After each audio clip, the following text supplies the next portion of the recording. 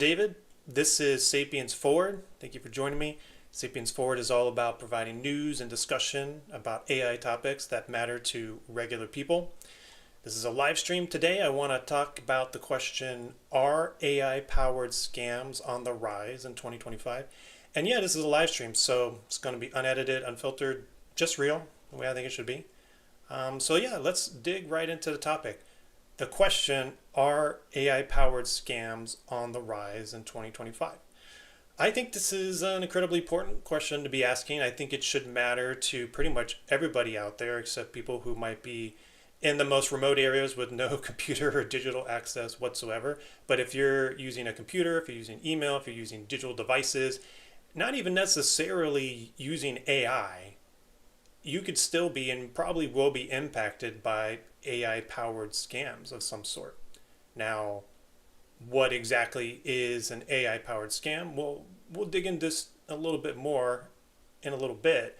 But generally, you're probably familiar with some of the types of digital based scams out there. So things like phishing is one of them, where you might get some kind of email or a message trying to fool you into providing some money to somebody. They're trying to steal your money, right? Get your information, identity theft, that sort of thing. Well, an AI powered scam is simply one of those types of scams that you might be familiar with, but now AI is involved. Whether AI is used with, creating the scam or running the scam or making the scam possible in some way, AI is now involved. So, with the last several years of the pretty remarkable growth and proliferation of AI tools, generative AI, and all that, where the answer to the question, are AI powered scams on the rise in 25? Well, yes. The answer is definitively a yes to that question.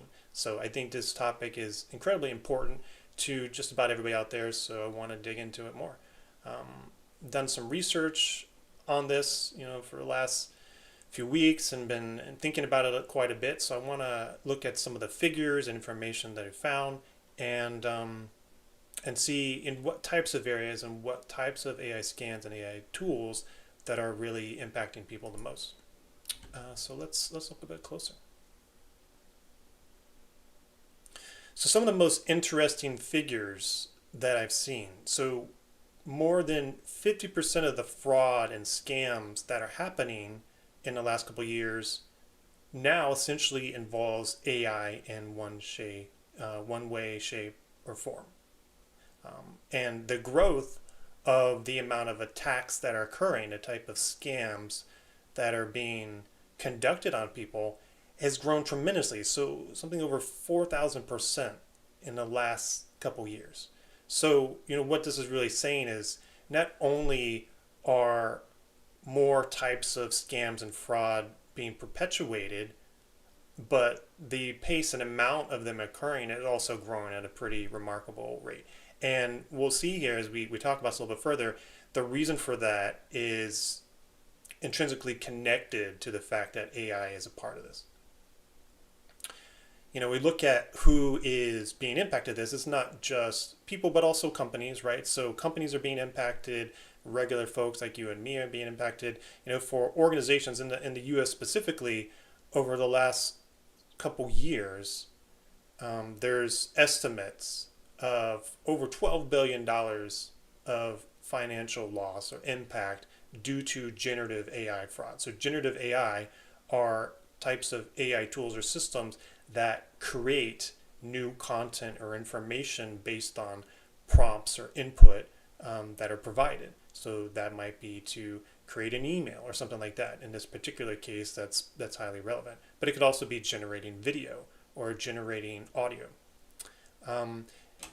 Over the next 5 years, from 2023, so the next couple years from now, 2027, projections could be upwards of 40 billion. So this is a huge amount of money that's impacting the economy, companies, and not just people. But it's all related, right? So if you work at a company and a company is losing tons of money, that's going to impact your job or bonuses or things like that, and the broader economy in general. Instead of that money, that capital, those resources going to create new things, to build things, to make things better, it's just being sent off to criminals. So that's definitely not what we like to see happen. But when we focus on individuals and people, so in the U.S. market specifically, consumers, estimates around $2.5 to $3 billion to imposter scams in 2023 alone, and this is growing. That's a lot of money, right? It's money that people could be spending on food, things they need, paying rent, stuff like that. Um, Somewhere around 75% of Americans, when we talk about people in the USA, they're concerned about AI powered scams. I think that amount should be closer, way closer to 100%. But the idea that, at least like three-fourths of people, 3 out of 4 people are concerned about that, I think that's good. That's definitely trending towards where we want because, like I said, I feel this impacts everybody. So everybody really needs to be concerned about it and thinking about how can they protect themselves or how might they be vulnerable. Talked about phishing. So organizations face an average cost of almost $5 million per breach. So again, phishing, it's a play on words. If you're not familiar with some of these cybersecurity topics, sometimes I take it for granted. I work in cybersecurity, so I think a lot about some of these concepts about how scammers and hackers and people are essentially trying to break into companies, break into software and systems to try and steal things, whether it's information or data or money. Phishing is a concept where you think of the terms like fishing for fish, cast out a line, try and catch something. Well, in this case, it's fake messages and communication. They're designed to catch people or hook them in order, trying to get them to reveal information to provide, passwords or information or something like that, ultimately to steal something, generally speaking. So phishing breaches cost companies a lot of money. And it costs individuals too. And there's certain types of technology, AI-powered techniques and AI-powered technologies that are involved, they're being utilized to perpetuate these scams. Kind of the main ones are phishing, like we talked about, deepfakes, and voice cloning. Now, phishing, which I just mentioned there a minute ago and kind of described generally how it works. Now, you don't necessarily have to use AI to run phishing scams on people. And, they've been around for a while and people have been advised over the years to be careful about emails and be careful about the links you click and things you download from emails. So that's not a particularly new thing. But one of the interesting aspects of phishing scams in recent years, previous years really, were that, they always kind of seemed like the language in them wasn't particularly good. The grammar was off. It just didn't really make a lot of sense. It was like, all right, there's something off with his email. Clearly, this is like a phishing scam being run on me. I'm just going to ignore this. I'm going to send it spam, scam, whatever, and it's going to be gone out of my inbox, right?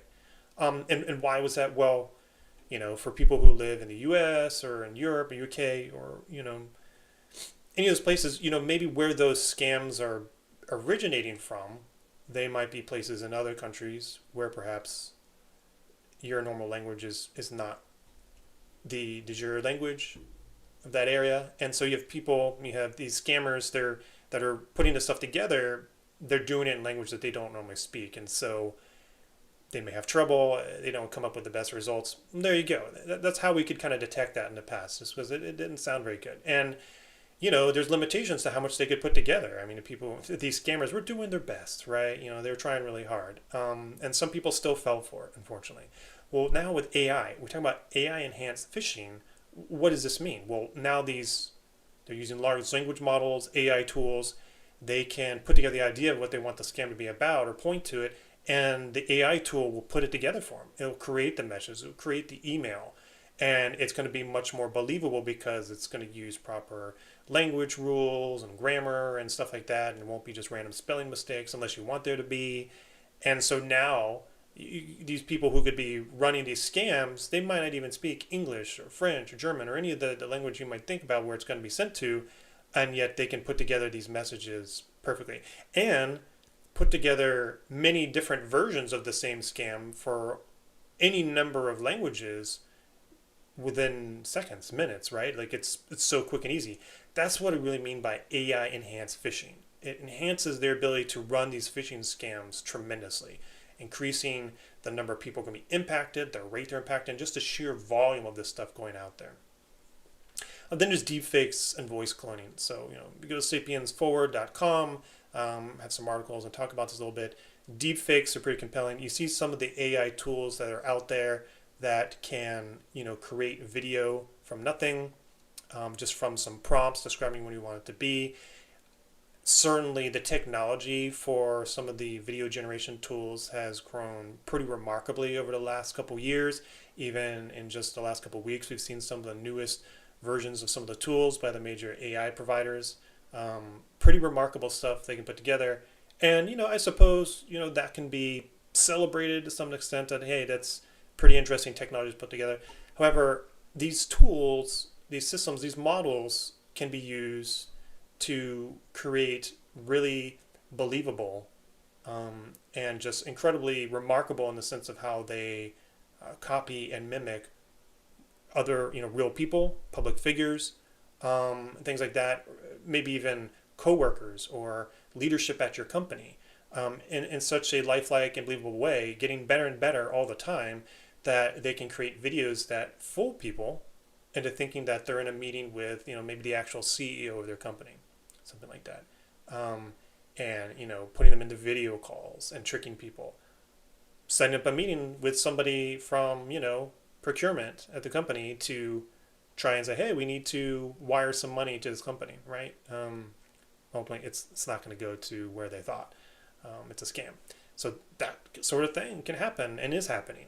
And then there's voice cloning. So maybe not necessarily even the video, but sometimes they're combined, where voice cloning can take, just, a minute or even less of audio of somebody speaking, a real person, public figure, like, again, maybe somebody at your company, maybe a family member, someone you know, and using that source input to generate new audio, using that voice in an incredibly lifelike and accurate way, so that you can create an entirely new message. You could, like a voicemail or something like that, that just sounds believable. Like, oh yeah, that does sound like my son. If I'm the grandmother or something like that, who's being hit up with a voicemail like, hey grandma, I need some money, I'm in a really tight spot. Like, oh yeah, let me send this money. Scary, really scary stuff, and that's happening. And we see that is growing. So that's why I think this is an important topic. So yeah, I've been checking out different websites and using tools that help me conduct some of this research itself, to really go out there and see what is the rate of proliferation, where is this impacting, how much is it growing? And the answer to your question, yes, it is growing. And I think it's kind of scary. When we think about the types of people who are going to be the biggest victims of this type of thing, who are the most vulnerable, certainly I think it's really easy to kind of go to older generations and think they're probably the most vulnerable. But there's a funny thing here. Maybe not funny is the right word, but there's an interesting thing here in that, yes, older people and generations seem to be very vulnerable. They might not be as familiar with some of the technologies. And certainly, it's sad to say, as some folks get much, much older, mentally speaking, they may not be as quick and sharp as they were when they were younger. Just the fact of life with aging, right? And might make them more susceptible to some of these very, very believable AI-powered videos and voice cloning and things like that. Unfortunately, some of the data shows that older people tend to lose a lot more money when they're hit with these scams. But younger people are not immune to this, and some of the data suggests that younger generations might be scammed more frequently. It's just they're not losing as large amounts now. Why might that be? Well, they just might not have as much money, fortunately. But really, I think one of the important takeaways here is it's not just older demographics that are vulnerable, but younger demographics, younger age groups are also vulnerable. And really, I think everybody is vulnerable to some extent. And I get targeted for these things. Like, it's the nature of my work. I'm a pretty key target. So everybody is going to be impacted by these and, has to think about this and make sure that they stay safe. So we talked about the types of scams, voice cloning, deepfake. With the AI phishing, there's also the idea that QR codes can be exploited. QR codes are these little square symbols that, get put on posters or websites or things like this. Even during the COVID pandemic, something that we saw quite a bit were restaurants, putting QR codes on a little thing on the table. It's like, hey, we don't have menus out because we want to stop the spread of germs, so you can open up the menu on your phone or something like that. In some places, some cultures, some countries, the use of QR codes and scanning things is pretty common. And others not so much. Either way, these QR codes, which you can see and scan with your phone, there aren't a lot of great ways to really identify, what that's going to take you to before you scan it. And utilizing these QR codes in conjunction with AI enhanced phishing, we're seeing indications that this is really proliferating as a way to get people to download malicious files and give up personal information. And remember, these scams, it's not always about just right away trying to steal money or saying, hey, can you send me some money? I need to get bailed out of jail or something like that. Or, I'm in a car wreck and I need to get my car fixed. Can you send me my money? Sometimes it's about stealing information, identity theft, which can ultimately turn into way bigger amounts, way larger amounts of monetary theft. But I think it's important to realize that it's not always just straight up about the money. Now, what can people do to protect themselves?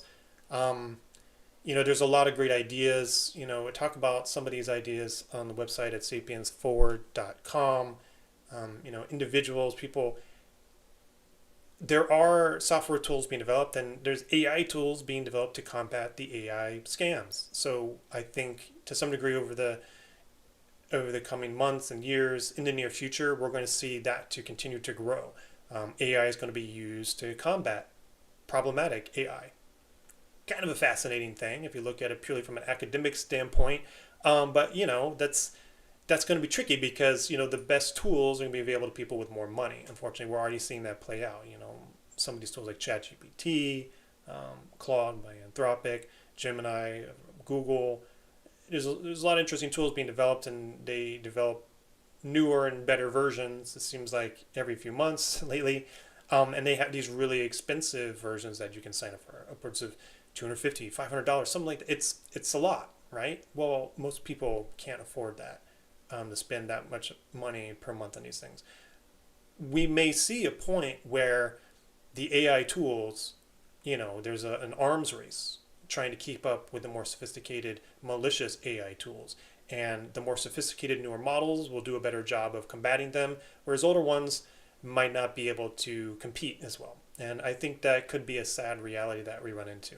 But that's the potential there, this kind of AI arms race.